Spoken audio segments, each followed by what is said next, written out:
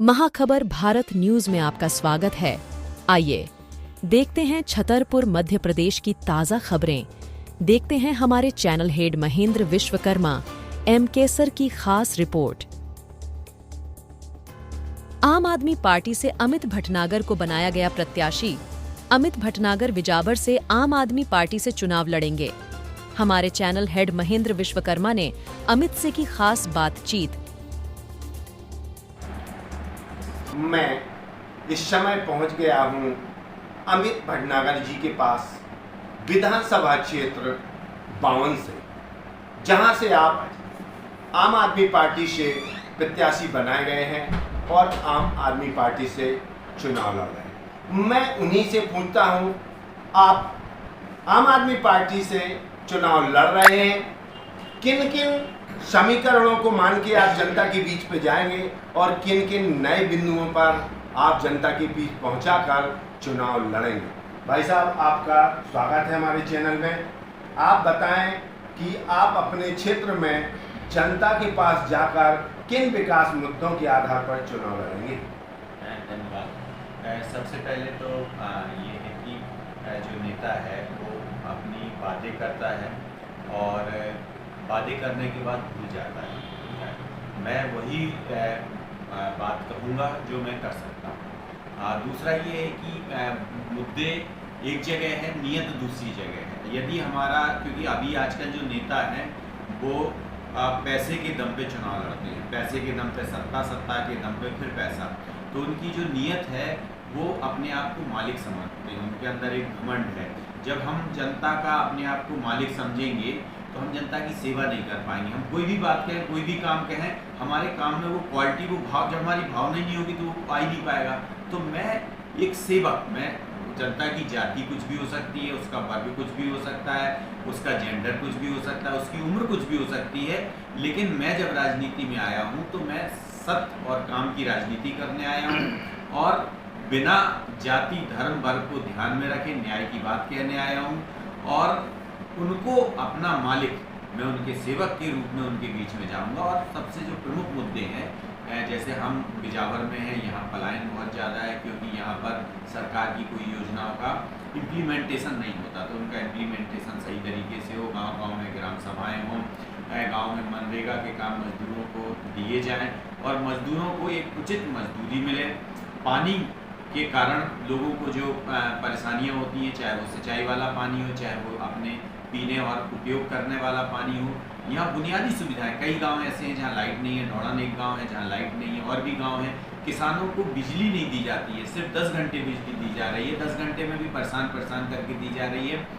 जबकि हमारे पास मध्य प्रदेश में सरप्लस बिजली है, हम गुजरात को उतनी बिजली दे रहे हैं जितनी 10 लाख किसान बिजली उपयोग करते हैं, इसी तरह हम दिल्ली को और भी राज्यों को दे रहे हैं। तो बिजली जो है किसान को पर्याप्त मिलनी चाहिए और आम लोगों को एक सस्ती, और हमारे जो आम आदमी पार्टी वो 300 यूनिट बिजली फ्री दे रही है वो, और युवाओं को रोजगार। यदि हम रोजगार नहीं दे पा रहे तो ये हमारा नुकसान है। इसलिए आम आदमी पार्टी जो है बेरोजगारों को 3000 रुपये महीना देगी अथवा रोजगार देगी, 10 लाख रोजगार प्रति वर्ष जो है वो देगी। और जो कॉन्टैक्ट बेस है, जो कॉन्टैक्ट के नाम पर हम अपने ही लोगों का शोषण कर रहे हैं, तो हम कॉन्टैक्ट बेस को ख़त्म करेंगे। सभी जो अस्थायी और इस तरह के आपके ठेका वाले हैं, कोई किसी तरीके से हैं, कोई संविदा हैं, इन सब को हम परमानेंट करेंगे। हमने दिल्ली पंजाब में भी किया, मध्य प्रदेश में भी करेंगे।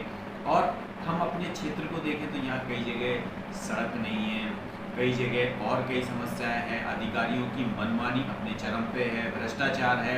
इस सब के खिलाफ मैं उनका सेवक बन के 24 घंटे मैं अपने घर पे नहीं रहूँगा। मेरा ये तय किया है मैंने कि मुझे अपने घर में विश्राम नहीं करना है, मुझे महलों में नहीं रहना है, मुझे बड़े बड़े घरों में नहीं रहना है, मुझे तो गरीब के यहाँ रहना है, उस व्यक्ति के यहाँ रहना है। गाँव में ही जाऊँगा, उनके बीच में ही रहूँगा, उनके बीच में ही विश्राम करूँगा, उनके बीच में ही आगे बढ़ता जाऊँगा। उनकी जो समस्या होगी उसके लिए मुझे अपनी जान भी देनी पड़े। आज भी मैं अपने आमरण अनशन आंदोलन कर रहा हूँ, कल भी मुझे उनके लिए अपनी जान देनी पड़ेगी, तो ये मेरे लिए सौभाग्य की बात है, मेरे लिए खुशी होगी। ये मेरी नियत, सोच और मुद्दे।